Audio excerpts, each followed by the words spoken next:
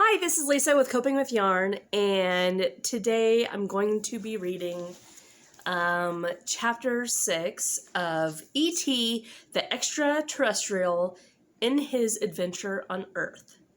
And the novel is by William Cotswinkle. So, here we go. I'll try not to laugh. "Mommy," said Gertie, "Elliot has a monster in his closet." "That's nice, dear." Mary had her feet up on the living room sofa and was doing her best not to listen to the children. Something made her more difficult now that Elliot had just swatted Gertie with a rolled newspaper. "Wah!" screamed Gertie. "I hate you, Elliot." "Stop this!"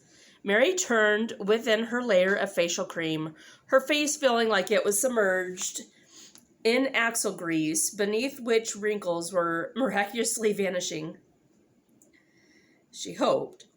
"Elliot, be nice to Gertie." "Why?" "Because she's your sister." "Come on, Gertie," said Elliot in a sudden change of mood. "I'll play in the backyard with you." "That's better," said Mary, and rotated her head back on the sofa pillows.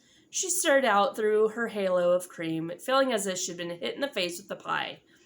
But when she scraped it off, the new me would emerge, if the house remained relatively quiet.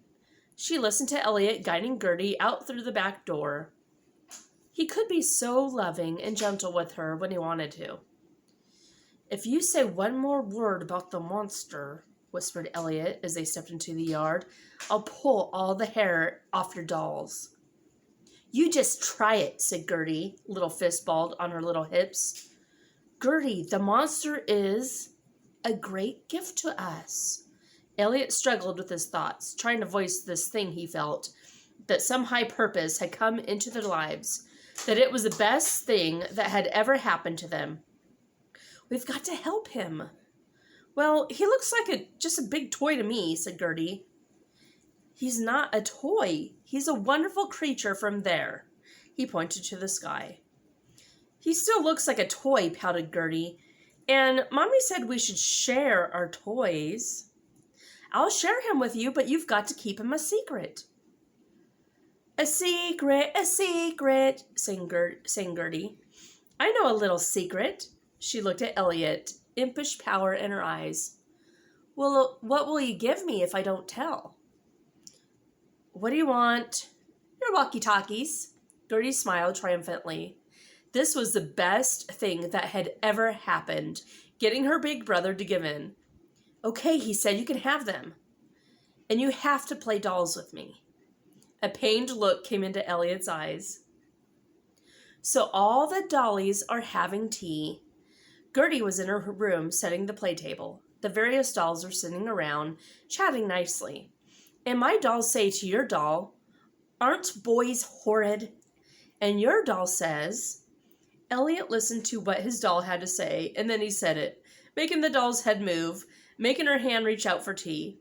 He recalled with fading happiness the times he used to roller skate through Gertie's tea parties, knocking over dolls, chairs, table, and then roll away laughing. Were those wonderful moments gone forever? Mary passed their doorway and looked in. "Why, Elliot, how sweet of you!" "Elliot's gonna play dolls with me every night," said Gertie happily. Elliot's dolly groaned and slipped under the table. When Tyler arrived for Dungeons and Dragons, he was greeted by the strange spectacle of Elliot in the kitchen with Gertie, slaving over her little Betty Crocker play stove. Elliot was wearing an apron and a tiny muffin tin in his hand. "Hey, you cracking up?" Tyler leaned his lanky, prematurely tall frame against the edge of the door. He was all legs and arms, and Elliot took this opportunity to call him Plastic Man, a name Tyler was sensitive about, conveying as it did his worst fear, that he might grow up to be 7 feet tall. "What you making, Elliot?" Tyler hunched over the little stove where Gertie was puttering in ecstasy, her enslaved brother mixing up some dirt and water. "Looks like a hash brownie." "Get lost, will you, Tyler?" Elliot wiped his hands on the flowered apron. Yeah, we've got a D&D game on for tonight, remember? He's playing with me, said Gertie, for the rest of his life. The back door opened, and Greg, the orc, entered in his day-glow shirt that made him look like a melting neon popsicle, an impression heightened by the fact that he drooled when speaking. Hey, what's going on in here? Nothing, Drubble-Lips, hissed Elliot from his muffin mix. Elliot and I, sang Gertie, are making dragon pies. Greg swung a chair around and sat on it, smiling crookedly, saliva spraying as he spoke. Would you abuse her or something? Low, Greg, said Tyler, very low. Greg dribbled on the back of the chair. I've seen everything now. He stared at Elliot, who, so far as he knew, had been like every other brother in the world, taking pleasure in playing with his sister only when the game was interesting. For example, tickling her until she nearly had a nervous breakdown, a game he often enjoyed with his own sister. Or tying her to a tree and then tickling her. Or crashing into the bathroom with 4 or 5 other guys while she was taking a bath, and then standing around laughing while she screamed. Those were the right games. But this? Thoughtful drops of spittle ran off Greg's lower lip onto his neon shirt. The last member of the Dungeons & Dragons team showed at the kitchen window, Steve wearing a baseball hat with flat, floppy wings sticking out from it. He put his fingers behind the wings and wiggled them. Following this debonair greeting, he entered. Don't say anything, snarled Elliot as he slipped his muffins in the little oven. What can I say? Steve wiggled his hat wings again. These things happen. His own sister had blackmailed him. You had to be on your guard.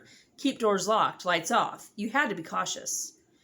Elliot and I run a little bake shop, said Gertie, singing over filthy pastries, and everybody buys our cookies, even Santa Claus. She turned the knobs on the oven and closed the door. Then she looked at Elliot and let her impish secret play in his eyes about the monster upstairs. Elliot winced and started another batch of muck muffins. Oh, that was actually a really short chapter. Wow, only 7 minutes and 40 seconds. All right, love you guys. See you later.